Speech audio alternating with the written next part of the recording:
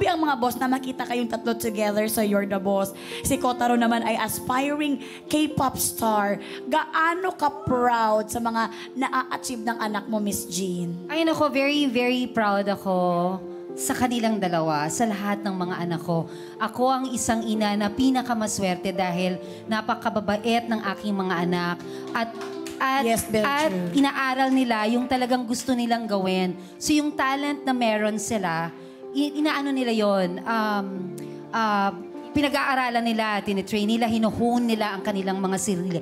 Na hindi ko kailangang pilitin sila. Kasi lahat ng desisyon nila, sila yon. Ako nandito lang to support them. Ako na-amaze talaga ako kasi siyempre sinusundan ko din ang buhay ninyo. Kaya napansin niyo pag may tao sa likod, nakaganon ako. Charing lang. Hindi naman.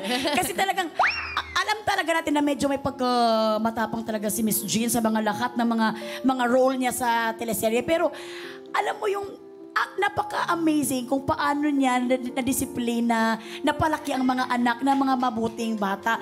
Lalo na si Kotaro at Jenica, itong tanong para sa inyo ha. In one word, paano niyo i-describe si Miss Jean as a mom? One word. Si Mama, powerful.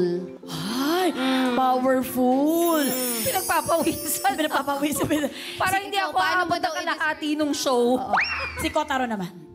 Si Mama para sa akin, sobrang lambing.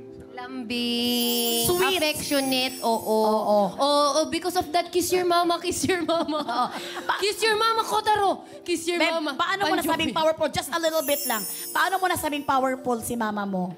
Powerful siya sa lahat ng bagay. Parang hindi ko siya makikita na nakadapa. Palagi siyang nakatayo. Alam mo yung feeling ko na pag may umatake sa kanya, physically or otherwise, hindi siya matitinag.